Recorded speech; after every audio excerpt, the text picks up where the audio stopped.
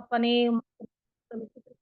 அப்பா உம்மை உயர்த்துகிறோம், அப்பா உம்மை மகிமைப்படுத்துகிறோம், அப்பா ஸ்தோத்திரம், ஸ்தோத்தரிக்கிறோம், ஸ்தோத்தரிக்கிறோம், ஸ்தோத்தரிக்கிற இந்த நாளில் அப்பா ஒன்று கூடி வந்திருக்கிற ஒவ்வொரு பிள்ளைகளையும் உடைய கரத்துல ஒப்பு கொடுக்கிறோம். சப்பா எங்க ஒவ்வொருவரையும் ஏசு கிறிஸ்துவின் ரத்தத்துக்குள்ள மறைக்கிறோம். எல்லா துதி கன மகிமை சப்பா உமக்கே செலுத்துகிறோம். இயேசுவின் மூலம் வேண்டிக் கொள்கிறோம் பிதாவே, ஆமென்.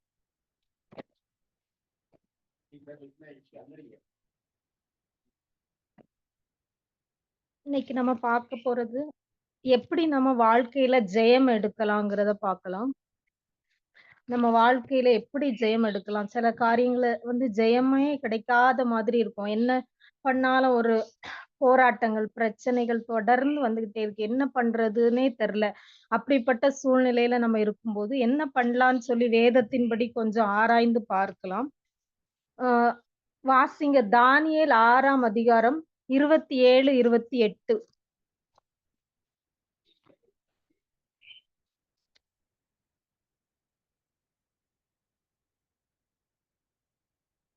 தானியேல் 6ஆம் அதிகாரம் 27, 28ஆம் வசனம்.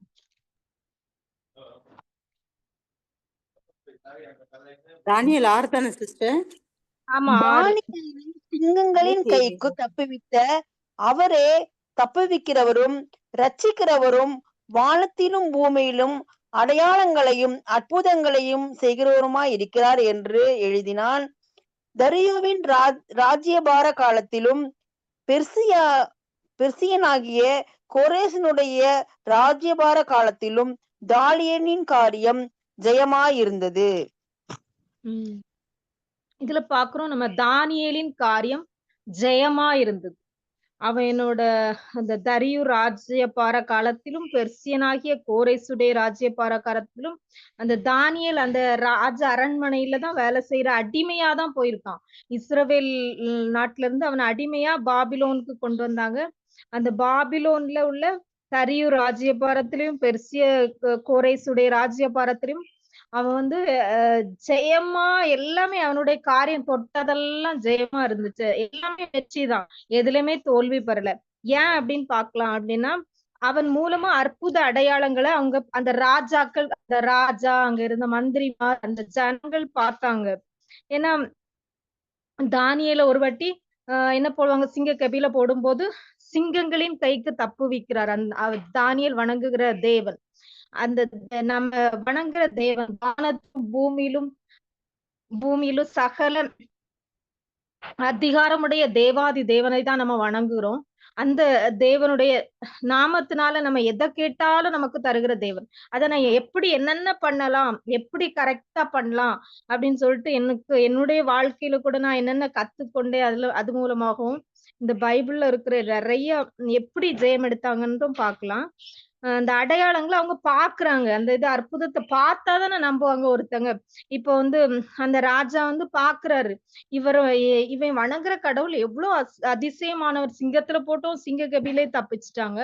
அப்போ இவ்வளவு பெரிய அதிசயத்தை செய்யற கடவுள் தான் உண்மையான கடவுள். எல்லாரும் அந்த ராஜா இந்த ஏசப்பாவை தான் வணங்கணும், இந்த தேவனை தான் வணங்கணும்னு சொல்லி அந்த அந்த எல்லா நாடுகளுக்கும் சொல்லுவாங்க. அந்த மாதிரி அற்புத அடையாளங்கள் நடக்கணும் நம்ம மூலம். அந்த அளவு நம்ம ஜெபிக்கணும், அந்த அளவு நம்ம தேவனோடு ஐக்கியம் உள்ளவர்களா இருந்தாதான் என்ன பண்ணும், நம்முடைய காரியம் ஜெயமா இருக்கும். ஃபர்ஸ்ட் என்ன பண்ணணும்னா, நம்ம குடும்பத்துல வர்ற எல்லா பிரச்சனைகள், வியாதிகள், பிசாசின் போராட்டங்கள், மனிதர் மூலமா போராட்டங்கள் அப்படி கொண்டு வரலாம். நமக்கு ஒரே எனிமி சாத்தான் தான். ஏன்னா சாத்தான் முன்னாடி தேவனுடைய முன்னாடி நின்று ஆராதிச்சுட்டு இருந்தான்.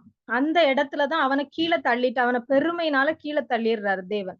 அவனுக்கு பெருமை வந்ததுனால கீழே தள்ளிட்டு அந்த அவன் சாத்தானா மாறிடுறான். அந்த தூதன் சாத்தானா மாறிடுறான், லூசிபர். அந்த இடத்துலதான் நம்ம எல்லாத்தையும் மனிதர்களா உருவாக்கி யார் யார் ஜெயம் எடுக்காங்களோ அவங்களதான் அந்த இடத்துல வைக்க போறாங்க. இந்த உலகத்திலயும் சரி, இந்த ஆவிக்குரிய வாழ்க்கையிலயும் ஜெயம் எடுத்தவங்க மட்டும்தான் அந்த இடத்துல போய் நம்ம இருக்க முடியும். ஜெயம் கொள்கிறவதான் ஜீவ விருட்சத்தின் கனியை புசிப்பான்னு சொல்லியிருக்காங்க பரலோகத்துல இருக்கிற. அப்ப அந்த ஜெயம் பெற்றவங்க அந்த இடத்துல நிக்க போறனால, அப்ப அவனுக்கு என்ன ஆகும், என்ன கீழே தள்ளிட்டாரு, ஏன் இருக்கிற இடத்துல இவன் வரப்போறானா அப்படின்னு சொல்லி நம்மளை பார்த்து யாருக்கு பொறாமைன்னா அந்த சாத்தானுக்கு, மனிதர்களுக்கு அல்ல. மனுஷங்க வந்து நமக்கு எதிரி கிடையாது. நமக்கு மாம்சத்தோடும் இரத்தத்தோடும் அல்ல நமக்கு போராட்டம். துரைத்தனங்களோடும் அதிகாரங்களோடும் வானமண்டல பொல்லாதாவின் சேனைகளோடும் நமக்கு போராட்டம் உண்டுன்னு சொல்லியிருக்காங்க. அதனால இந்த பிசாசு தான் என்ன பண்ணுவான்னா, மனுஷங்களுக்குள்ள இருந்து கிரியை செய்வான். அப்புறம் ஏதாவது வியாதிய கொண்டு கிரியை செய்வான். மோஸ்ட்லி முக்காவாசி அந்த மாதிரி தான். மனுஷங்களுக்கு பொறாமைய வர வைப்பான். அவங்கள ஏதாவது நீங்க அவங்களுக்கு விரோதமா ஏதாவது பண்ணுங்க, மந்திரவாதம் பண்ணுங்க, அவங்கள விரோதமா இத பண்ணுன்ட்டு அந்த சிந்தனையில போடுவான். அவங்களுக்கு பொறாமைய வர வைப்பான். எரிச்சல வர வைப்பான். அப்படி அந்த மாதிரி காரியங்கள் பண்றது முக்கியமா நமக்கு எனிமிய வந்து சாத்தான் தான். அதனால அந்த சாத்தான் என்ன பண்ணணும்னா, அவனை எதிர்த்து நிற்கணும். அப்படியே நம்ம விட்டுட்டு இருக்க கூடாது. அப்பதான் நம்ம வந்து ஜெயம் எடுக்க முடியும். அது யாக்கோபு 4ஆம் அதிகாரம் 6, 7 வாசிங்க. யாக்கோபு 4ஆம் அதிகாரம் 6, 7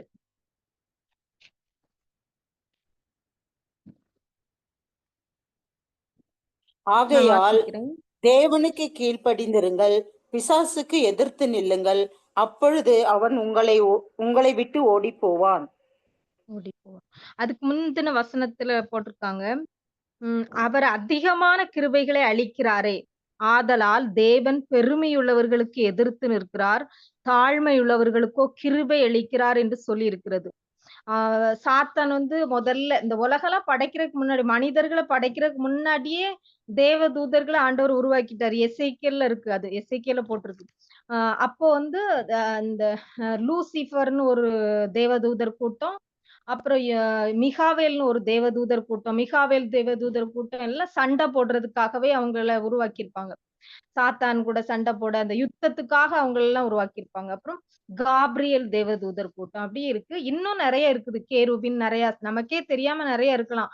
சேராபீன்கள் ஆண்டவர் பெரியவர். அவங்க பரலோகத்துல இருக்கலாம். நிறைய இருக்கலாம். சேராபீன்கள் பரலோகத்துல இருக்குன்னு பைபிள்ல போட்டிருக்கு. கேருபீன்கள் இருக்குன்னு போட்டிருக்கு.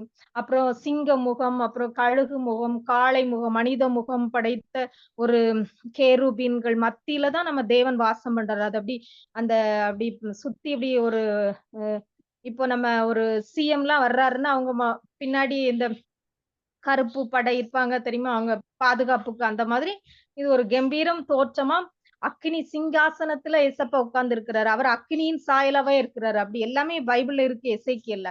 அந்த அக்கினியின் தேவனை சுற்றி என்ன இருக்குன்னா அந்த கேரூப் இருக்குது. கேரூப் கூட்டம். அதுவும் ஒரு இனமான தேவதூதர் கூட்டம் தான். அதுல முகம் வந்து மனிதர் முகம் மாதிரி 4 சைடு முகம் இருக்கும். அது கண்களால் நிறைந்ததுன்னு போட்டிருக்கு. அதெல்லாம் நம்ம கற்பனையில பார்த்தாதான், நேரா பார்த்தாதான் தெரியும். அது அந்த சொல்லும் போது அதை நம்மளால புரிஞ்சுக்கொள்ள முடியாது. அது யோவான் பார்த்திருக்கிறார். அந்த மாதிரி அப்படி தேவனை சுற்றி அந்த சிங்காசனத்தை சுற்றி இருக்குது. அதுக்கப்புறம் பறந்து கொண்டே சேராபீன்கள் இருக்கு. சேராபீன்கள்னா அவங்களுக்கு 6 ரெக்கை இருக்கும். 2 ரெக்கையை வச்சு கண்ணை மூடுவாங்க, 2 ரெக்கை அவங்க உடம்ப மூடி அப்புறம் கால்களை மூடுவாங்க. அப்படி சொல்லி பரிசுத்தர் பரிசுத்தர்ன்னு சொல்லிக்கிட்டே இருக்கிற அந்த அந்த இடத்துலதான் தேவன் இருக்கு. அந்த மாதிரி சேராபீன்கள் இருக்கு. அப்புறம் மெசேஜ் கொண்டு வர்றதுக்குன்ட்டே காப்ரியேல் தூதர்கள்னு இருக்காங்க. கேப்ரியல் தூதர்கள் வந்து வெறும் மெசேஜ் கொண்டு வருவாங்க. இப்ப மரியாளுக்கு மெசேஜ் கொண்டு வந்தாங்க. இயேசுன்ட்டு ரட்சகர், உலக ரட்சகர் பிறக்க போறாருன்னு. அதே மாதிரி தானியேலுக்கும் காப்ரியேல் மெசேஜ் கொண்டு வருவான். நம்ம சொல்ற பிரேயர் ரெக்வஸ்டுக்கு பதில் என்ன பதில் ஏசப்பா குடுக்குறாங்களோ அந்த பதில கொண்டு வருவாங்க. இல்லைன்னா விசேஷமா நம்மள ஏதாவது தெரிந்தெடுத்திருந்தாங்க, ஏதாவது நமக்கு சொல்லணும், ஏதாவது தரிசனங்கள் கொடுக்கணும், ஏதாவது முக்கியமான செய்தி சொல்லணும்னா இந்த கேப்ரியல் தூதர் மூலமா அனுப்புவாங்க ஏசப்பா.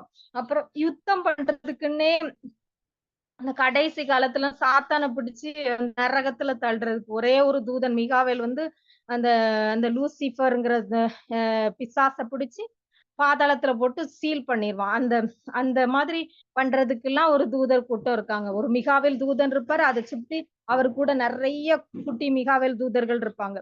நிறைய கோடி கோடிக்கணக்கா இருக்குது. அப்புறமா அந்த லூசிஃபர்னு ஒரு தேவ தூதர் கூட்டம். அது வந்து அவங்க என்ன பண்ணுவாங்கன்னா ஆராதிச்சுக்கிட்டே இருப்பாங்களாம். அக்கினி கற்கள் தேவனுக்கு முன்பாக இந்த பலிபீடத்து அக்கினி எல்லாம் இருக்குதுன்ட்டு போட்டிருக்கு ஏசாயாவுல. பலிபீடத்து அக்கினி தழல எடுத்து நாக்குல வைக்கும் போது அவன் ஆண்டவரே என்ன சுத்திக்கிறீங்க, நான் வந்து அசுத்த உதடுள்ள மனுஷன்னு சொல்லுவான். அந்த மாதிரி அந்த பலிபீடத்துல முன்னாடி தேவனுக்கு முன்னாடி நடந்து வந்து ஆராதிக்கிற ஒரு தேவ தூதனாதான் யார் இருந்தானா காப்ரியேல் இல்ல லூசிஃபர் இருந்தார். அவரை வந்து தேவன் ஒரு மகனை போல நேசித்தாராம். அவ்வளவு அழகா படைச்சு உடம்பு ஃபுல்லா மியூசிக்காம். அப்படி அவர் நடக்கும்போது உடம்ப விதவிதமா மியூசிக் போட்டு அவர் தேவனை துதிச்சுக்கிட்டே இருப்பாரு. ஏன்னா துதிகளின் மத்தியில் வாசம் பண்ற தேவன். அந்த அப்போ வந்து அந்த அவனுக்கு வந்து என்ன வந்துரும், ஒரு பெருமை வந்துருது. தேவனுக்கு ஏன் நம்ம ஆராதனை செலுத்தணும்? அவருக்கு மேல நான் ஏறுவேன், அவருக்கு மேல நான் சிங்காசனத்தை போடுவேன், வானங்களுக்கு மேல நான் இருப்பேன் அப்படின்னு சொல்லி தேவனை தேவனை ஆராதிக்கிறதுக்கு பதிலா நான் தேவனுக்கு மேல ஏறுவேன் அப்படின்னு பெருமையா நினைக்கவும் அவனை வந்து ஏசப்பா என்ன சொல்லிருவாங்க, கீழே தள்ளிடுவாங்க. கீழே தள்ளி தள்ளப்பட்ட பிறகுதான் அந்த தள்ளப்பட்ட தூதன் அவனுக்கு பேரு. அதான் பிசாசு. அந்த பிசாசு தான் எங்க இருக்குன்னா இப்ப தள்ளப்பட்டு வான மண்டலத்துல இருக்கு. வான மண்டலத்துலன்னா அதுக்கு மேலதான் பரலோகம் இருக்கு. அது நடுவுல இருக்கு. நம்ம பூமிக்கும் பரலோகத்துக்கும் நடுவுல இந்த வான மண்டலத்துல இருக்கு. அதுதான் வந்து நம்மள வந்து என்ன பண்ணும், இவங்க தானே அடுத்து அந்த இத தள்ளிட்டாங்களா அந்த இடத்துல நம்மள கொண்டு வைக்க போறாங்க. துதிக்கிறதுக்காகவே வைக்க போறாங்க. நம்மள மகளா அந்த இடத்துல வைக்க போறாங்க ஏசப்பா. அதனால அவனுக்கு நம்ம மேல நம்மள கண்டா இது. அதனாலதான் ஆதாம் ஏவாள் கிட்ட இருந்து ஃபர்ஸ்ட்ல இருந்து ஸ்டார்ட் பண்ணிட்டான். அவங்கள ஏமாத்தி, அவங்கள தள்ளி, அவங்கள கீழ தள்ளி. அப்போ ஏசப்பா அவங்க ரத்தத்தினால நம்மள மீட்டு கொண்டாங்க. அதான் இதுல போட்டிருக்கு. பெருமை உள்ளவருக்கு தேவன் எதிர்த்து நிற்கிறார். பெருமையா இருக்கிறவங்களுக்கு ஏசப்பா பிடிக்கவே செய்யாது. ஏன்னா பெருமை பண்றதுக்கு நமக்கு ஒண்ணுமே கிடையாது. ஏன்னா நம்ம மண்ல உருவாக்கப்பட்டவங்க. எனக்கு அது இருக்கு, எனக்கு அந்த கார் இருக்கு, எனக்கு பங்களா இருக்கு, நான் இது அப்படின்னு ஒண்ணுமே பெருமை பண்றதுக்கு எதுவுமே இல்லை. ஏன்னா அது குடுத்ததே யாரு? ஏசப்பா. எனக்கு உயிர் குடுத்ததே யாரு? ஏசப்பா. அவர் ரத்தத்தை சிந்தி என்ன அவர் ரத்தம் எதுக்காக சிந்தப்பட்டுச்சு? என்னுடைய பாவத்துக்காக, என்னுடைய சாபங்களுக்காக, பிசாசின் கிரியிலிருந்து விடுவிக்கும்படியாக, வியாதியிலிருந்து விடுவிக்கும்படியாக, எல்லா பிரச்சனையில இருந்து விடுவிக்க முடியாது. எனக்கு நல்ல சாப்பாடு, நல்ல ஆசீர்வாதமா நான் இருக்கணுங்கிறதுக்காக அவர் சிலுவையில அடிக்கப்பட்டு ரத்தம் சிந்தினாரு. அப்ப அவருக்கு தானே அந்த மகிமை போணும். அந்த அந்த காயப்பட்ட கரம் அவரு அதுக்காக பிரைஸ் கொடுத்திருக்காரு, விலைக்கிரையும் கொடுத்திருக்காரு, அவருடைய ரத்தத்தை கொடுத்திருக்கிறாரு. அந்த மகிமை அவருக்கு தான் செலுத்தணும். நம்ம அந்த மகிமையை எடுக்க கூடாது. ஒரு நிறைய நேரம் நமக்கு அந்த பெருமை வந்துருது. அந்த பெருமையை வந்து எடுத்து போடணும். அப்பதான் ஏசப்பா நம்ம பிரேயருக்கு பதில் அளிக்க முடியும். அதுக்குதான் தேவன் பெருமை உள்ளவர்களுக்கு எதிர்த்து நிற்கிறார், தாழ்மை உள்ளவர்களுக்கோ கிருபை அளிக்கிறார். தாழ்மை உள்ளவர்களுக்கு நமக்கு எல்லாம் கிடைக்கும். நம்ம ஒரு இது நல்லா நிலைமைக்கு வந்துட்டு நமக்கு கொஞ்சம் பெருமை, அந்த பெருமையை எடுத்துப்பாங்க ஏசப்பான்னு சொல்லி நிறைய பிரச்சனை வருதுன்னா பெருமையெல்லாம் உடைக்கிறதுக்காக வருது நம்ம வாழ்க்கையில. பெருமை உடையும் அப்பதான். இவ்வளவு துன்பப்பட்ட பிறகுதான் தெரியும், ஐயோ நம்ம இந்த மாதிரி எல்லாம் மத்தவங்களை நினைச்சிட்டோம், மத்தவங்களோட பெருமையா பேசிட்டோம் அப்படின்னு சொல்லி. அந்த மாதிரி உடைக்கப்படும் போது அந்த பெருமை வந்து உடைக்கப்பட்டு அங்க பெருமைப்படுறதுக்கு ஒண்ணுமே இல்லாம இருக்கும். ஆண்டவரை பற்றி சுவிசேஷம் சொல்லும் போதோ, ஆராதிக்கும் போதோ, மற்றவர்களுக்கு சொல்லும் போதோ, நம்ம வாழ்க்கையில ஆண்டவர் ஆசீர்வதிக்கும் போதோ அந்த பெருமைப்படவே முடியாது. ஏன்னா நம்ம அந்த அளவு உடைக்கப்பட்டு வந்திருக்கோம். அதனால கூட நம்மளுடைய வாழ்க்கையில் நிறைய உடைக்கிற காரியங்கள், உபத்திரவங்கள் காணப்படும். அதனால நம்ம பொறுமையா இருக்கும்போது, தாழ்மையா இருக்கும்போது கிருபை அளிக்கிறார் தேவன். தாழ்மை உள்ளவர்கள்கிட்டயே தங்கிடுறாரு. அப்படி ஒரு வசனம் இருக்குது. நம்ம தாழ்மையா சிலவங்க எப்பவுமே தாழ்மை கற்றுக்கொள்வாங்க. அப்படி வாழ்க்கையில கடைபிடிப்பாங்க. அது சிலவங்க வந்து ஆண்டவர் ஏற்றுக்கொள்ளாதவங்க கூட நிறைய பேர் தாழ்மையா இருக்கிறவங்க, அவங்கள வந்து இந்த உலகமே ஒரு மதிப்பா வச்சிருக்கோம். அந்த மாதிரி தாழ்மை உள்ளவர்கிட்ட தங்கிருவாரு. ஆனா ஏசப்பா பிள்ளைகள் கிட்டதான் ஏசப்பா தங்குவாரு. உலக பிரகாரமான மனுஷனா இருந்தா அவங்க கிட்ட தங்க மாட்டாங்க. அவங்க வந்து சும்மா ஒரு இதா இருப்பாங்க. ஆனா பரலோகத்துக்கு போக முடியாது. தாழ்மை உள்ளவர்களிடத்துல தங்கிருவார். பணிந்த ஆவி உள்ளவர்களிடத்துல தங்கிருவார். தாழ்மை உள்ளவர்களுக்கு கிருபை அளிக்கிறார். தாழ்மை எவ்வளோ ஒரு முக்கியமா இருக்கு பாருங்க.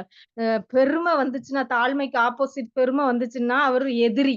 நமக்கு ஏசப்பா எதிரி ஆயிடுறாங்க. எதிர்த்து நிப்பாரு அவரு. எதுவுமே செய்ய மாட்டாரு. எதிர்த்து நிப்பாரு. அதான் பெருமை வந்துச்சுன்னா நரகத்துக்கு போய் தள்ளிருவாரு. அதனாலதான் அந்த பெருமை வரக்கூடாது. தேவனுக்கு கீழ்ப்படிந்திருங்கள். அடுத்த வசனம் தேவனுக்கு கீழ்ப்படியணும்னு என்னது? ஆண்டவர் என்ன சொல்லியிருக்காரு? பெருமை வந்துச்சு ஆண்டவரே, பெருமை எடுத்து போடுங்க. பொறாமை, மனுஷனுடைய இருதயம் மகா திருக்குள்ளதும் கேடுள்ளதுமா இருக்கிறது. அதெல்லாம் அந்த கேடான காரியங்கள், பொறாமை, எரிச்சல், பெருமை எது இருக்கோ அதெல்லாம் வேரோடு பிடுங்கிருங்க ஏசப்பா. அதெல்லாம் எடுத்து போடுங்க. என்ன கழுவி சுத்திகரிங்க. நான் ஒட்டைக்கப்பட்ட அப்படியே ஆண்டவர் பாதத்துல விழுந்து, ஆண்டவரே எனக்கு உதவி செய்யுங்க அப்படின்னு சொல்லி கேட்கும்போது, அது தேவனுக்கு கீழ்ப்படுகிறது. அப்படி நம்ம கேட்கும்போது, ஆண்டவரே எனக்கு கழுவிருங்க, எனக்கு உதவி செய்யுங்க, இந்த காரியத்துல இருந்து விடுதலை தாங்க அப்படின்னு சொல்லும்போது, அவருடைய ரத்தம் நம்மள கழுவுது. நம்மள ஆசீர்வதிக்கிறார். நமக்கு ஒரு விடுதலையை தருகிறார். எல்லா காரியங்கள்ல இருந்து, பாவத்துல இருந்து விடுதலை, ரத்தத்தினால, இயேசுவின் ரத்தத்தினால பாவ, சாபம், பிசாசுல இருந்து விடுதலையை தருகிறார். வியாதியில இருந்து விடுதலையை தருகிறார். அப்படியே நம்ம கால்ல விழுந்துறணும். ஆண்டவரே உங்க கால பிடிச்சு கெஞ்சுற ஆண்டவரே அப்படின்னு சொல்லி நம்மள முற்றிலுமா மட்டுமா தாழ்த்திடணும். அப்பனா அவர் நமக்கு கிருபை கொடுப்பார். கிருபையாய் விடுவிப்பார். மத்தவங்களுக்கு இல்லாத சிலாக்கியத்தை நமக்கு கொடுப்பார். உயிர் ஜீவனை கொடுத்து இம்மட்டும் பாதுகாத்திருக்கிறார். எல்லாவற்றிலும் அவரு செய்ற இத பிசாசுக்கு எதிர்த்து நில்லுங்கள், அப்பொழுது அவன் உங்களை விட்டு ஓடிப்போவான். நம்ம தேவனுக்கு கீழ்ப்படுகிறது, பாவத்தை அறிக்கையிட்டு அவருடைய ரத்தத்தால கழுவப்படுதல், அவர்கிட்ட ஜெபிக்கிறது. அப்புறமா எதிர்த்து நிக்கணும் நம்ம. இயேசுவின் நாமத்தினால உனக்கு பொல்லாத பிசாசே, என் மேல உனக்கு எந்த அதிகாரம் இல்ல. நான் இப்போ ஏசப்பாவுடைய பிள்ளை. அவர் ரத்தத்தால என்ன கழுவி, என்ன அவர் ரத்தத்தை கொடுத்து விலையா வாங்கிட்டாரு. என்ன அவர் மகளா வாங்கிட்டாரு. எனக்கும் அவருக்கும் இப்போ ஒரு தகப்பன் மகள்ங்கிற உறவு வந்துருச்சு. பொல்லாத பிசாசே என் வாழ்க்கையில இருந்து வெளியேறு. என் குடும்பத்தை விட்டு வெளியேறு. என் பிள்ளைய விட்டு வெளியேறு. எங்களுடைய கணவனை விட்டு வெளியேறு. உனக்கு எந்த அதிகாரம் இல்ல. உனக்கு இருக்கிற அந்த இணைப்பை துண்டிக்கிறேன் இயேசுவின் நாமத்தினால. எங்க ஒவ்வொருவரையும் தேவனோடு இணைக்கிறேன்னு சொல்லி இந்த பிரேயரை நம்ம சொல்லணும். ஏன்னா அந்த நம்ம இதுக்கு முன்னாடி பாவத்துல இருக்கும்போது யார் நம்மளோட இணைந்திருக்கான்னா, பிசாசு நம்மளோட இணைந்திருக்கு. அந்த பாவத்திலிருந்து விடுதலை ஆகும்போது நம்ம இயேசுவோடு இணைகிறோம். அப்ப அத இப்போ இத ஹஸ்பண்ட் ஒய்ஃப் மாதிரி, இப்போ ஒருத்தங்க கல்யாணம் முடிஞ்சிருக்கு. அவங்க டைவர்ஸ் பண்ணிட்டு தான் அடுத்த மேரேஜ் பண்ணுவாங்க.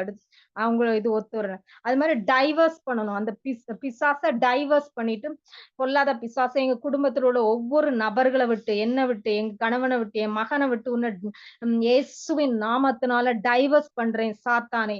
இயேசுவின் ரத்தத்தை தெளித்து எங்க குடும்பத்துக்கு விரோதமா செயல்படுகிற பொல்லாத பிசாச முற்றிலுமா உன்னை அழிக்கிறேன். உன்னை டெஸ்ட்ராய் பண்றேன். உன்னை டிஸ்மிஸ் பண்றேன். உனக்கும் எனக்கும் எந்த சம்பந்தம் இல்ல. அந்த வசனம் தான் அந்த கொலோசையர்ல இருக்கும் பாருங்க. 2ஆம் அதிகாரம். இது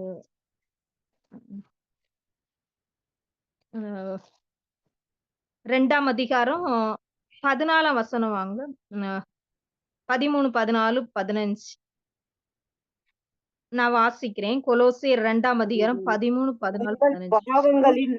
பாவங்களினாலேயும் உங்கள் மாம்ச விருத்த சேதனம் இல்லாமையினாலேயும் மரித்தவர்களாயிருந்த உங்களையும் அவரோடு கூட உயிர்ப்பித்து அக்கிரமங்கள் எல்லாவற்றையும் உங்களுக்கு மன்னித்து நமக்கு எதிரடையாகும் கட்டளைகளால் நமக்கு விரோதமாகவும் இருந்த கையெழுத்தை குலைத்து அதை நடுவில் இராதபடிக்கு எடுத்து சிலுவையுமேல் ஆணி அடித்து துறைத்தலங்களையும் அதிகாரங்களையும் முறித்து கொண்டு வெளியரங்கமான கோலமாக்கி அவைகளின் மேல் சிலுவையிலே வெற்றி சிறந்தார்.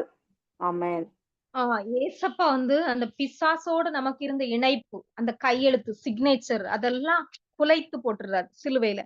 அத குலைத்து போட்டுட்டு போயிட்டாரு. ஆனா நம்ம வாயில சொல்லணும். அப்பதான் அதை நம்ம அக்செப்ட் பண்ணி அது நம்ம வாழ்க்கையில நடக்கும்.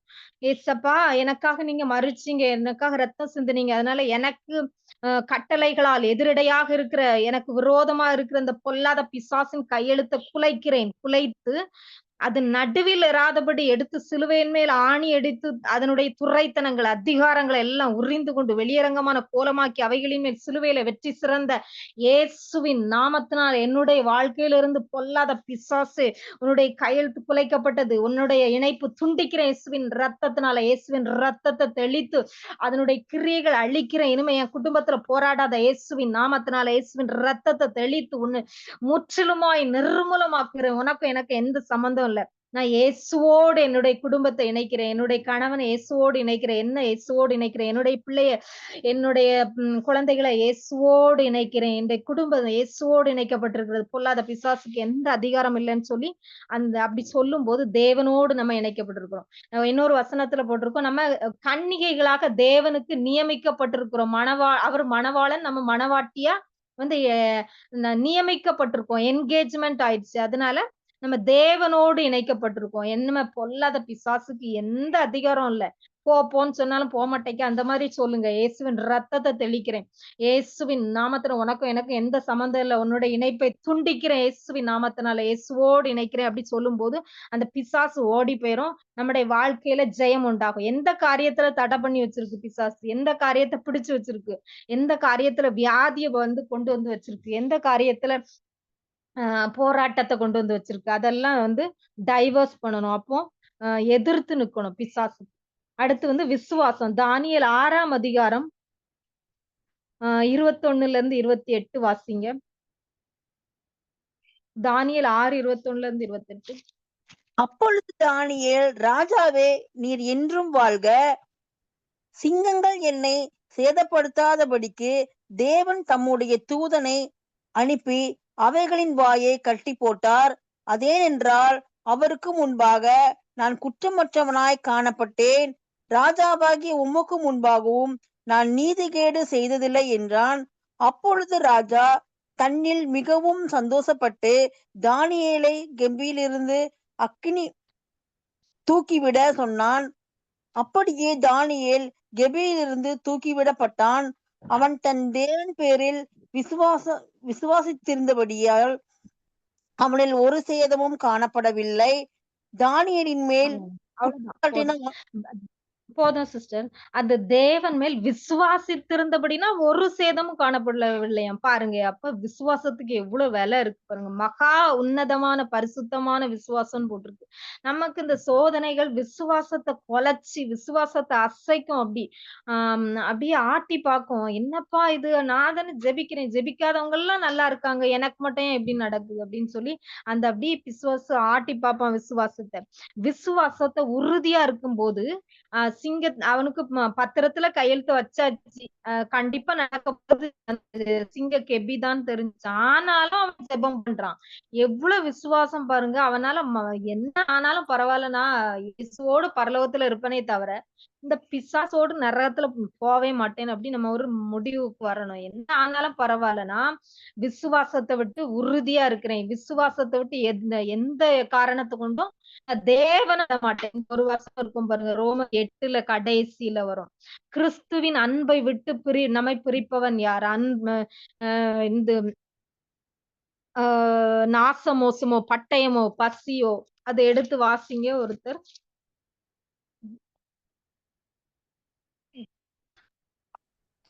எட்டாம் அதிகாரம், ரோமர் 8ஆம் அதிகாரம்.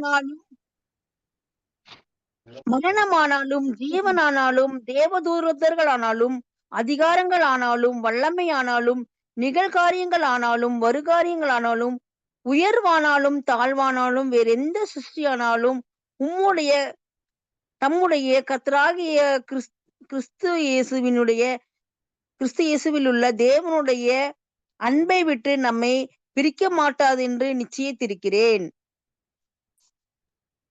தேவனுடைய அன்பை விட்டு பிரிக்க மாட்டாதென்று நிச்சயித்திருக்கிறேன். என்னன்னா, மரணமானாலும் மரணமே வந்தா கூட பரவாயில்ல.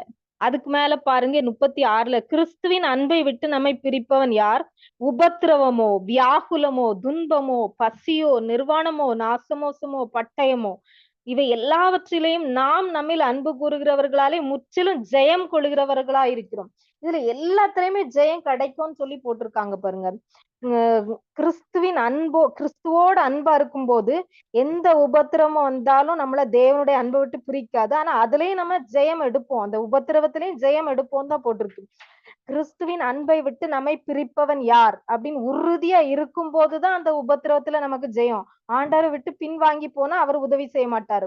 என்னதான் உபத்திரம் வந்தாலும் நான் ஆண்டவரை விட மாட்டேன், அவரோட அன்புலே ஆண்டவரே நோக்கி இருக்கும்போது உபத்திரவம், வியாகுலம், துன்பம், பசி, நிர்வாணம், நாசமோசம், பட்டயம் இவை எல்லாவற்றையும் நாம் நம்மில் அன்பு கூறுகிறவராலே முற்றும் ஜெயம் கொள்ளுகிறவராய் இருக்கிறோம்.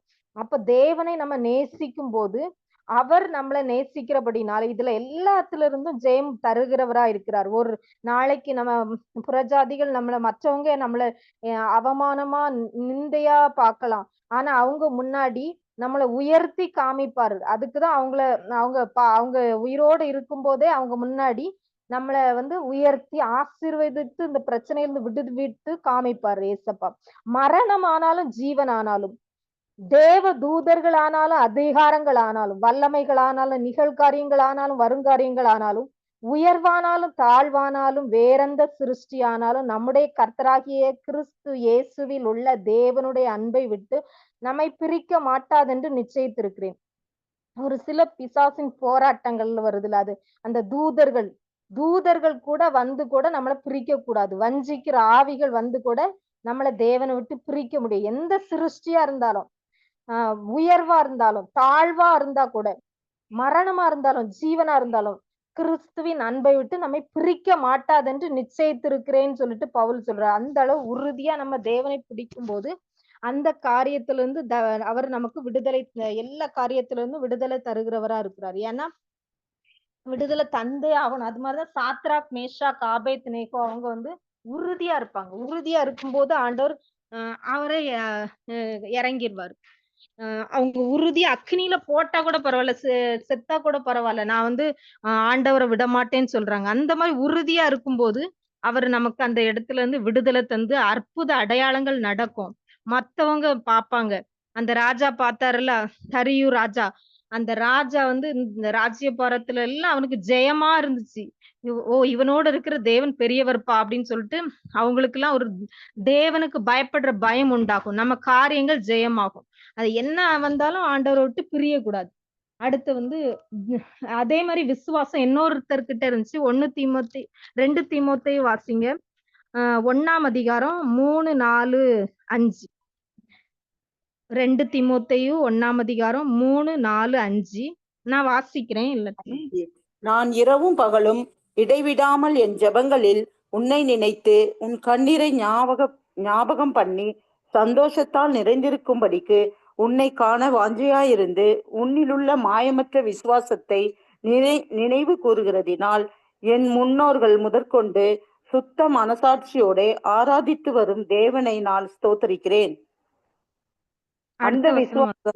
அந்த விசுவாசம் முந்தி உன் பாட்டியாகிய லேவிசாளுக்குள்ளும் உன் தாயாகிய ஐனிகேயாளுக்குள்ளும் நிலைத்திருந்தது. அது உனக்குள்ளும் நிலைத்திருக்கிறது என்று நிச்சயித்திருக்கிறேன். ஆமென்.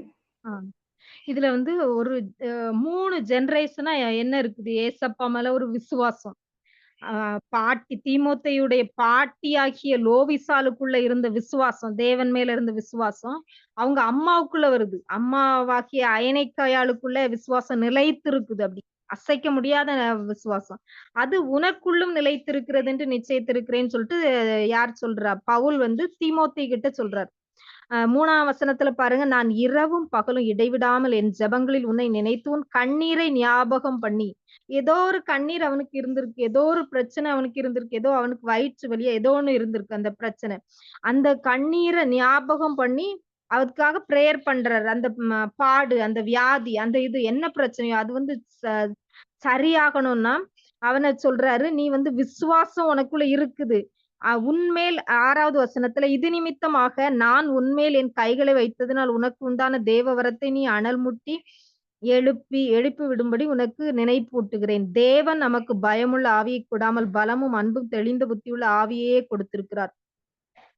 அந்த அவர் வந்து அதனால நீ பயப்பட வேண்டாம். நம்முடைய சூழ்நிலையை பார்த்து நம்ம பயந்து செல்ல நேரம் நமக்கு என்ன நடக்குமோ ஆண்டவரே, இந்த மாதிரி காரியம் போயிட்டே இருக்கேன், நான் ஜெபிச்சுட்டே இருக்கேன், ஆனாலும் ஒரு இது இல்ல. பயம் வந்து நம்மள அப்படியே சூழ்ந்து கொள்ளும். அந்த பயப்படக்கூடாது நம்ம. ஏன்னா தேவன் நமக்கு பயமுள்ள ஆவியை கொடாமல் பலமும் அன்பும் தெளிந்த புத்தியுள்ள ஆவியை கொடுத்திருக்கிறான்னு சொல்லி ஆவியில நிறைஞ்சு அந்நிய பாசையில தேவனோடு ஜெபிக்கும் போது, விசுவாசத்துல உறுதியா இருந்து ஜெபிக்கும் போது, ஒரு 3 ஜெனரேஷன் உறுதியா இருந்து, இப்போ நீங்களும் உங்க பிள்ளைங்களும் ரட்சிக்கப்பட்டிருக்கீங்கன்னா, நீங்க உங்க பொண்ணு, உங்க பிள்ளைங்க சேர்ந்து ஜெபிக்கலாம்.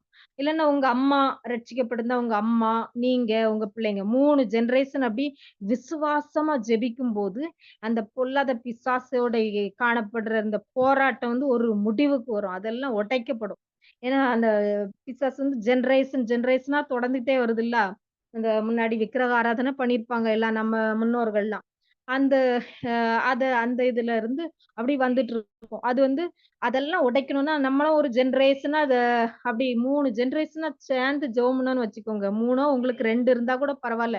2 பேர் ரட்சிக்கப்பட்டிருந்தாலும், நீங்களும் உங்க பிள்ளைங்க அப்படி ரட்சிக்கப்பட்டிருந்தாலும், நீங்க உங்க அம்மா அப்படி ரட்சிக்கப்பட்டிருந்தாலும், அப்படி தொடர்ந்து ஒரு ஒரு டைம் ஃபிக்ஸ் பண்ணி கொஞ்ச நேரமாவது ஜெபிங்க. அப்படி ஜெபிக்கும்போது ஃபோன்ல அப்படி ஜெபிக்கும்போது, அந்த பிசாசின் கிரியைகள் அது அது நிர்மூலமா கட் பண்ணி அது வந்து நம்ம கிட்ட வந்து ஒண்ணும் பண்ண முடியாது. ஏன்னா அந்த அந்த ஈவில் ஆல்டர்ஸ்லாம் வந்து டெஸ்ட்ராய் ஆயிரும்.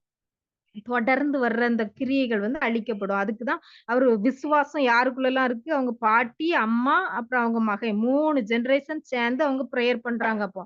ஜெபிக்கும்போது அந்த பிரச்சனை மாறும். அடுத்து வந்து அ ஜெபம். ஜெபம் பண்ணும்போது, ஜெபத்திலயும் உபவாச ஜெபம்னு இருக்கு. ஜெபிச்சாலும் ஜெயம் கிடைக்கும். அதுவும் உபவாச ஜெபத்துல அதிக பலன் உள்ளதா இருக்குது. ஜெபம் வந்து தானியேல் 6ஆம் அதிகாரம் 10ஆம் வசனம் வாசிங்க.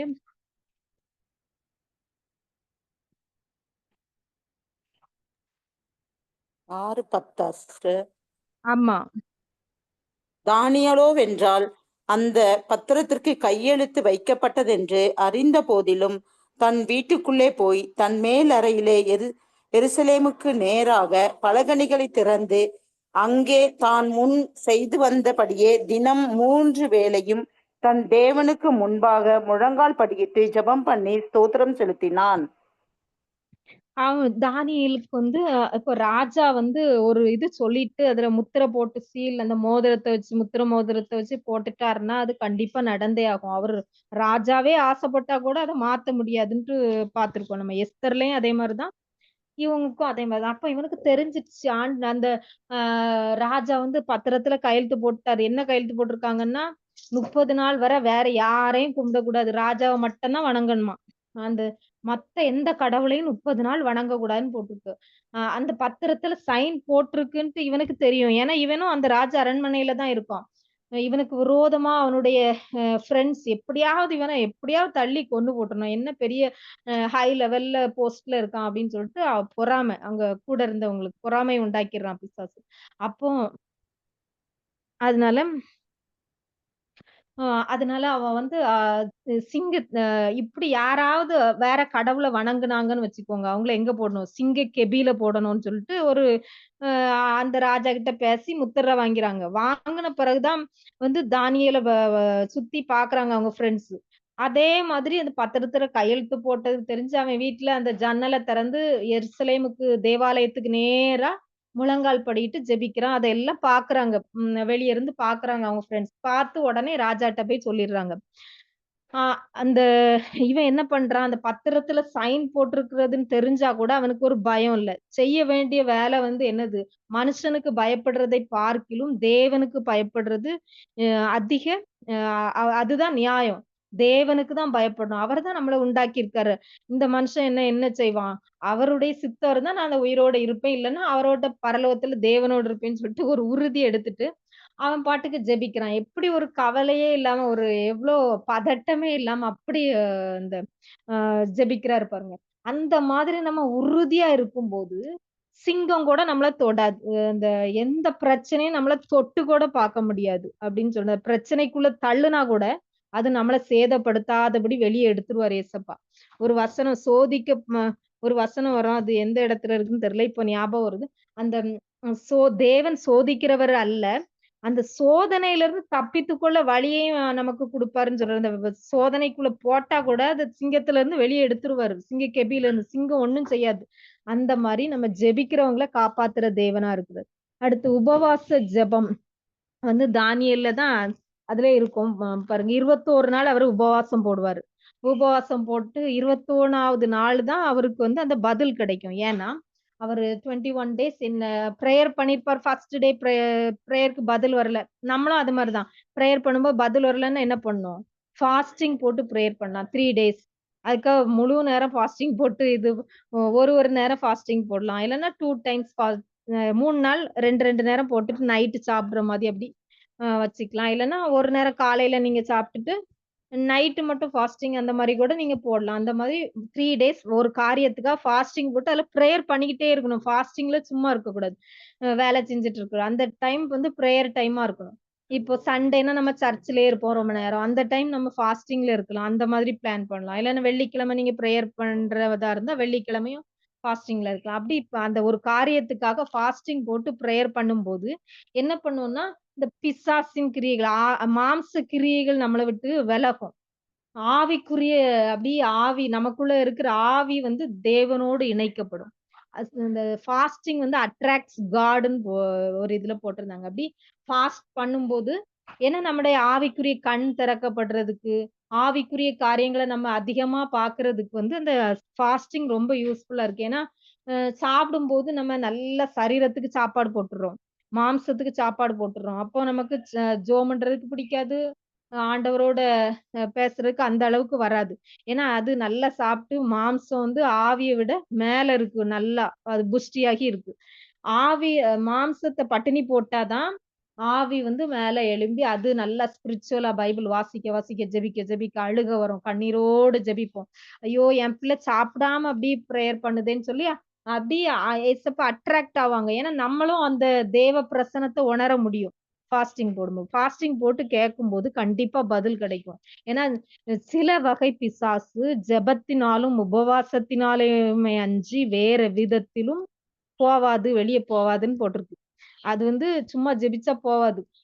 ஒரு சில பிசாசு ஸ்ட்ராங் ஹோல்ட்ஸ்ன்னு சொல்லுவாங்கல்ல, அப்படியே அதிகாரங்கள், துரைத்தனங்கள் அந்த மாதிரியான கிரியைகள் பெரிய பிசாசு வந்து நம்ம ஃபாஸ்டிங் போட்டு தான் ஜெபிக்கணும். அத ஜெயம் பெற முடியும். அப்ப அந்த மாரி ஃபாஸ்டிங் போடும்போது நமக்கு ஒரு ஜெயமுள்ள வாழ்க்கை கிடைக்குது. அடுத்து வந்து துதிக்கும்போது ஒரு ஜெயம். தானியேல் 6:20 வாசிங்க.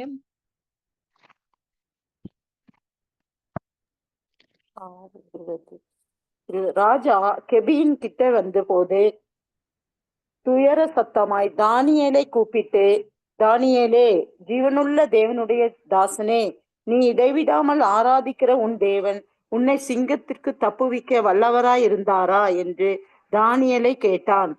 அப்பொழுது தானியேல், ராஜாவே, நீ யார்? நீர் என்றும் வாழ்க என்றார். ஆ அப்போ வந்து சிங்கங்கள் என்னை சேதப்படுத்தாதபடிக்கு தேவன் தம்முடைய தூதனை அனுப்பி அவர்களின் வாயை கட்டி போட்டார். அதென்னவென்றால், அவருக்கு முன்பாக நான் குற்றமற்றவனாய் காணப்பட்டேன். ராஜாவாகிய உமக்கு முன்பாகவும் நான் நீதி கேடு செய்வதில்லை என்றான். அப்பொழுது ராஜா தன்னில் மிகவும் சந்தோஷப்பட்டு தானியேலை கெபியிலிருந்து தூக்கிவிடச் சொன்னான்.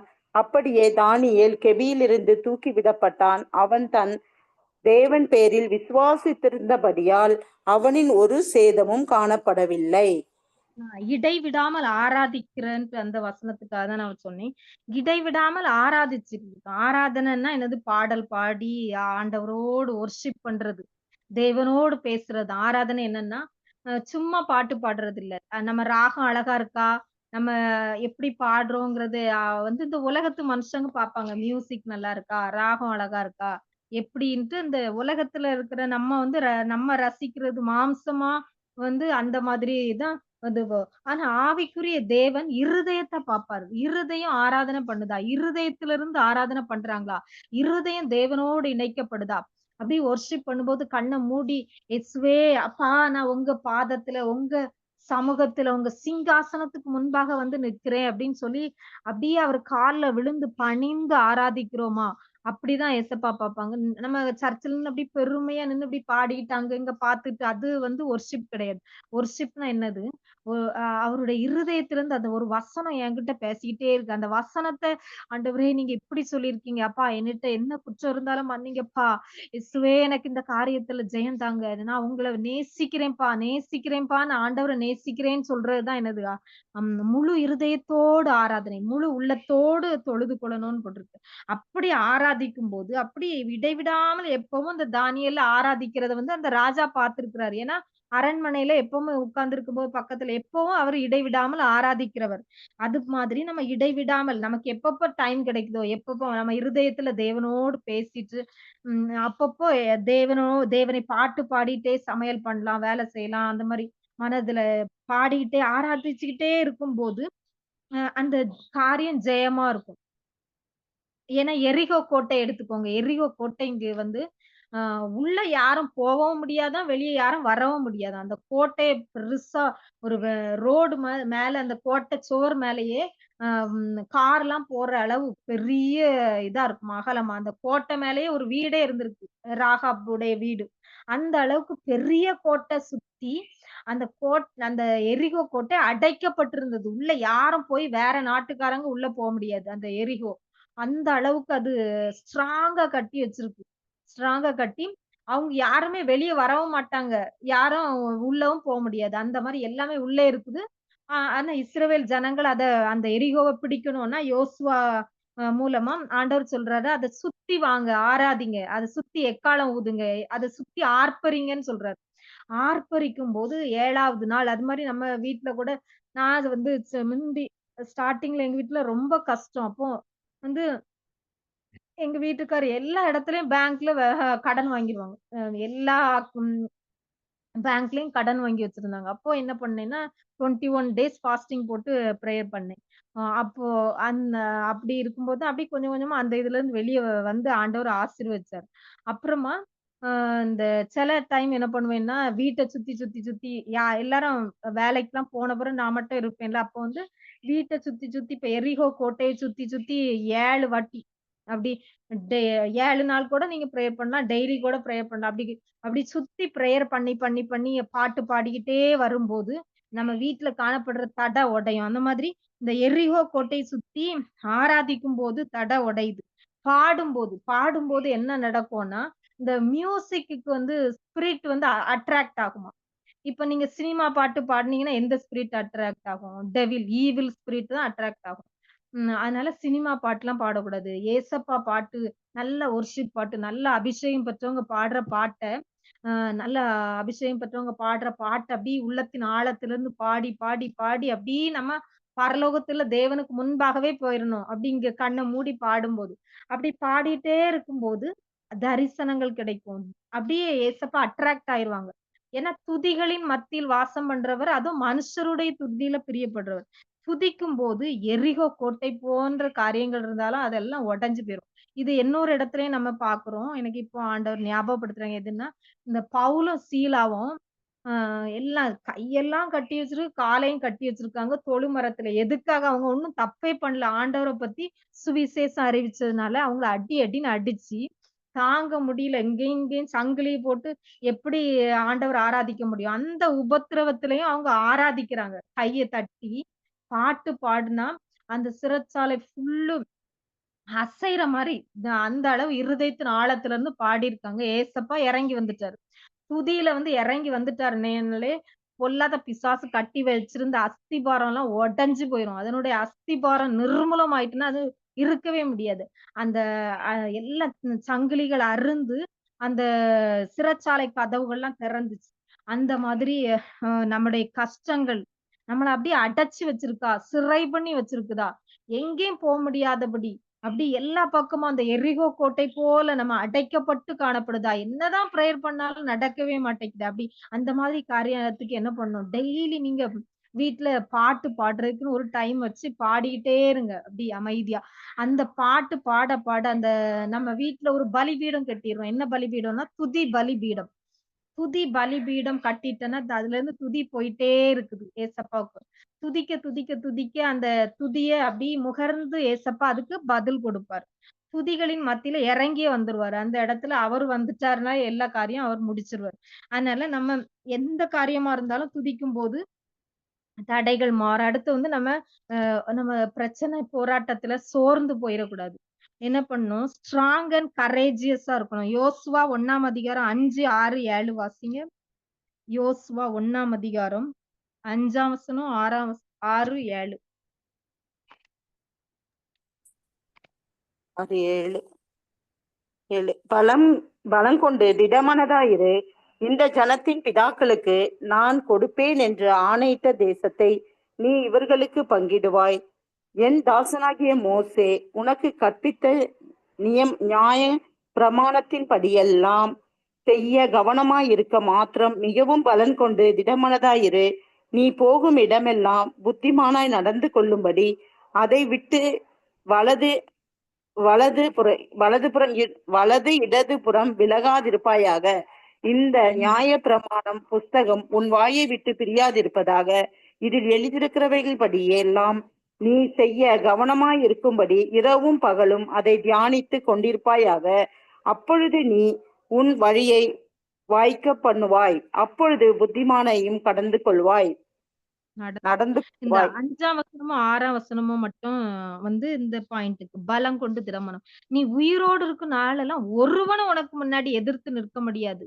நான் மோசையோடு இருந்தது போல உன்னோடு இருப்பேன். நான் உன்னை விட்டு விலகுவதும் இல்லை, உன்னை கைவிடுவதும் இல்லை. அப்படின்னு அவர் ஒரு வாக்குத்தத்தம் கொடுக்கிறார். நீ என்ன காரியம் எடுத்தாலும் அதுல நான் உன்னோடு இருப்பேன். நான் உனக்கு முன்பாக போவேன். உனக்கு முன்பாக யாரும் உன்னை எதிர்த்து நிற்க முடியாது.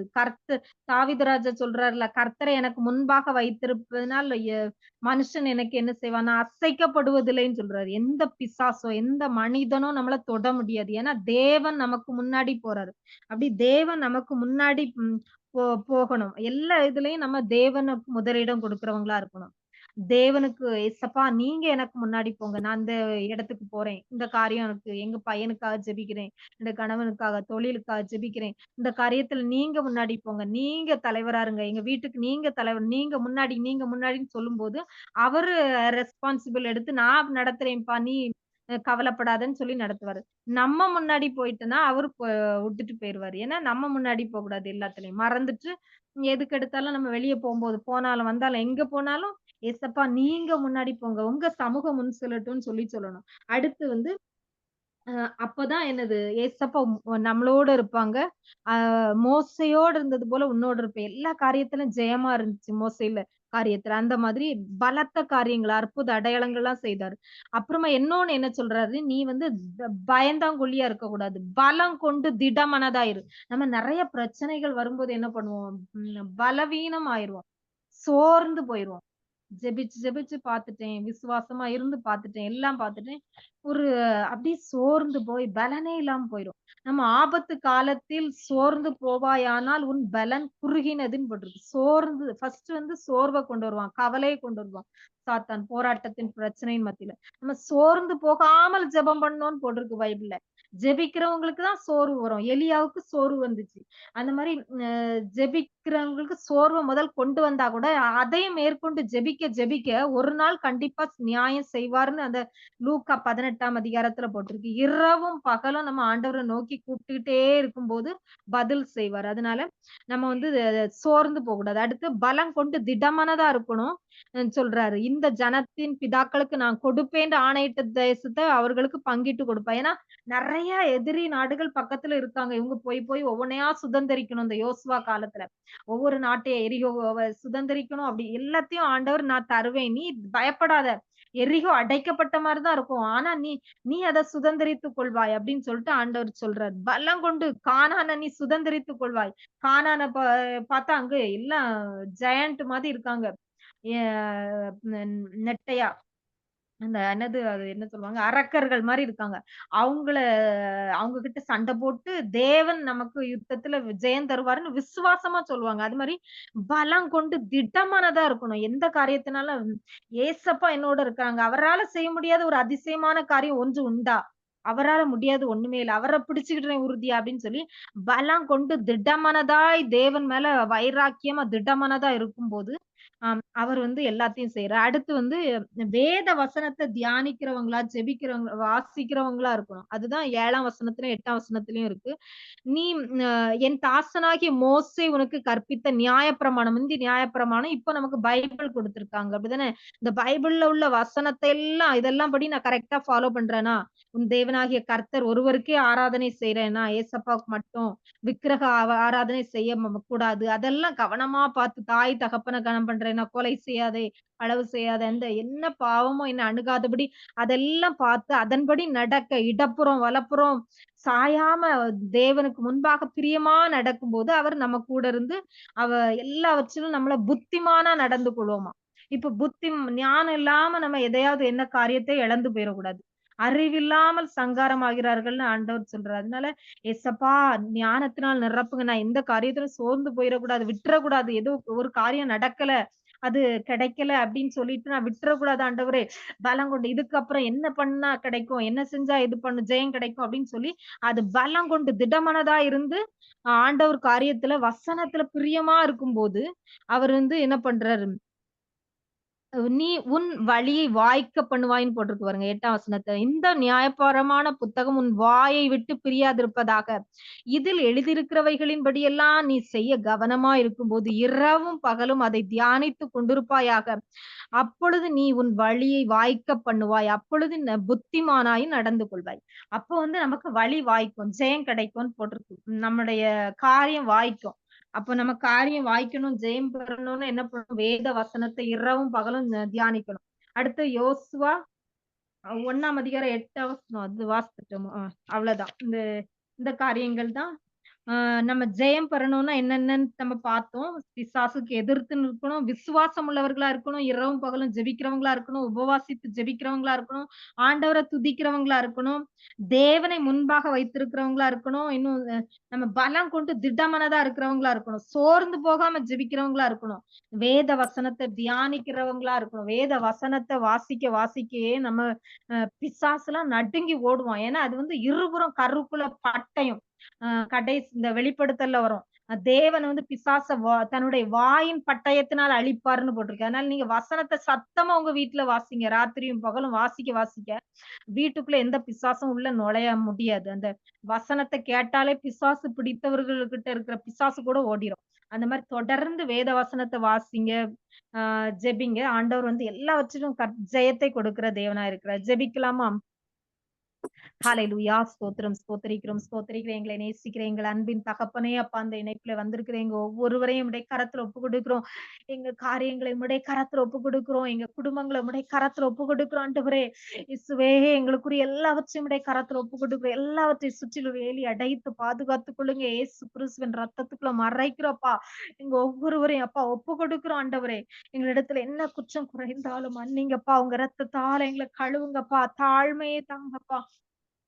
நாங்க பிசாசுக்கு எதிர்த்து நின்று ஜெயம் எடுக்கிறவர்களாய் காணப்படணும்ப்பா. விசுவாசத்துல உறுதியா இருந்து ஜெயம் எடுக்க கிருபை செய்யுங்க ஆண்டவரே. அப்பா இந்த உங்கள் விசுவாசமே உலகத்தை ஜெயிக்கிற ஜெயம் என்று சொல்லியிருக்கீங்கப்பா. ஹalleluya இயேசுவே நாங்க ஜெபிக்கிறவங்களா இருக்கணும். 3 வேளை ஜெபித்த தானியேலுடைய காரியம் ஜெயமா இருந்ததுப்பா. அப்பா இடைவிடாமல் ஆராதித்த தானியேலை தப்புவிக்க வல்லவரா இருந்தீங்க ஆண்டவரே. பிரச்சனையில இருந்து தப்புவிக்க வல்லவரா இருந்தீங்க. அப்பா விசுவாசமா இருந்த தானியேல சிங்கம் எந்த சேதமும் பண்ணாதபடி தொடாதபடி பாதுகாத்துங்க. எந்த பிரச்சனையும் எங்களை அணுகாதபடி அப்பா அந்த விசுவாசத்தினால நிரப்புங்க ஆண்டவரே. ஹalleluya அப்பா. இயேசப்பா நாங்க துதிக்கிற பிள்ளைகளாய் காணப்படணும் ஆண்டவரே. துதிக்க துதிக்க எரிகோ கோட்டைகள் உடைந்து நிர்மூலமானது. தேவன் இறங்கி வந்தீங்கப்பா. ஹalleluya அது போல எங்களுடைய பிரச்சனைகளை மாற்றும்படியாக தேவன் இறங்கும்படியாய் நாங்க பாடுகிறவர்களாய் காணப்படணும், துதிக்கிறவங்களா காணப்படணும், உபவாசிக்கிறவங்களா காணப்படும் ஆண்டவரே.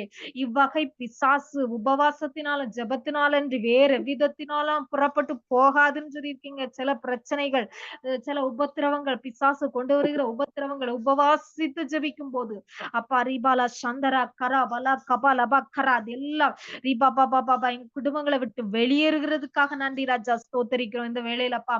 ஆண்டவரே அப்பா ஸ்தோத்திரம். நாங்க சோர்ந்து போகாதபடி அப்பா ஜெபம் பண்றவங்களாக எங்களை அப்பா ஒரு ஜெப ஆவி பற்றி பிடிக்கட்டும் ஆண்டவரே அப்பா.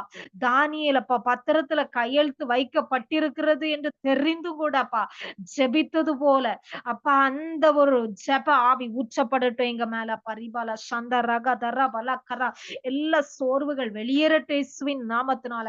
ஹalleluya அப்பா. நாங்க தேவனை முன்பாக வைத்திருக்கணும் ஆண்டவரே. எங்களுக்கு முன்பாக நீங்க போய் தட்டைகளை உடைத்து போடணும் அப்பா. ஹalleluya ரபாலா சந்த ரபா கரபல பரபா கர்த்தர் முன்பாக சென்று தட்டைகள் மேல் நடந்து அப்பா அதையெல்லாம் உடைத்து போடுகிற தேவனா இருக்கிறீங்க. செங்கடலை 2ஆ பிரித்தவரப்பா. ரீபாலா சகதரபா எங்களுடைய குடும்பத்துல காணப்படுகிற பிரச்சனைகளை எல்லாம் அப்பா அப்புறப்படுத்துகிறதுக்காக நன்றி ராஜா. நீங்க முன்னாடி போய் எல்லா காரியங்களையும் நீங்க நேர்த்தியாய் செய்யுங்கப்பா. எங்க காரியங்கள்ல ஜெயமாய் மாற்றுங்க ஆண்டவரே. இயேசுவே, உங்க அன்பை விட்டு பிரிக்க மாட்டாதபடி அப்பா, உங்க அன்புல நாங்க அப்பா நிலைத்திருக்க, உம்மை இன்னும் நேசிக்க, முற்றிலும் எங்களுக்கு ஜெயம் கொள்ளுகிற ஜெயம் தருகிற தேவன் அப்பா. உம்மை பிடித்துக் கொள்ளணும் ஆண்டவரே. ரிபாலா சந்தரபா கரபலபரபா. ஹalleluya. நாங்க வேதத்தை விட்டு விலகாதபடி அப்பா, இடப்புறமும் வலப்புறம் விலகாதபடி அதன்படி நடக்க கிருபை செய்யுங்கப்பா. இயேசுவே, ரிபாபா பாபா ரபா கரபலபரபா. ஹalleluya. வேத வசனமாகியப்பா இருபுறம் கருப்புள்ள பட்டயம்ப்பா எங்க வாயிலிருந்து புறப்படட்டும் ஆண்டவரே. ரிபாலா சந்தரபா கரபலபா. ஹalleluya. நாங்கப்பா இஸ்வே ஸ்ட்ராங் அண்ட் கரேஜியஸா இருக்கணும், பலம் கொண்டு திடமானதா இருக்கணும் ஆண்டவரே. எந்த காரியத்திலும் அப்பா நாங்க பலவீனமாய் காணப்படாதபடி உம்மை உறுதியாய் அப்பா பிடித்து கொண்டு ஜெயம் எடுக்க கிருபை செய்யுங்கப்பா. ஹalleluya. உபவாசித்து ஜெபி கிருபை செய்யுங்க அப்பா. இந்த இணைப்புல வந்திருக்கிற எங்க ஒவ்வொரு குடும்பங்களையும் உடைய கரத்துல ஒப்பு கொடுக்கிறோம் ஆண்டவரே. எங்க ஒவ்வொரு குடும்பங்களையும் அப்பா நாங்க இந்த இதெல்லாம் அப்பா எல்லாவற்றையும் செய்து அப்பா ஜெயம் எடுக்க கிருபை செய்யுங்க. எல்லா துதி கன மகிமை உமக்கே செலுத்துறேன். இயேசு கிறிஸ்து மூலம் வேண்டிக் கொள்கிறோம் பிதாவே, ஆமென்.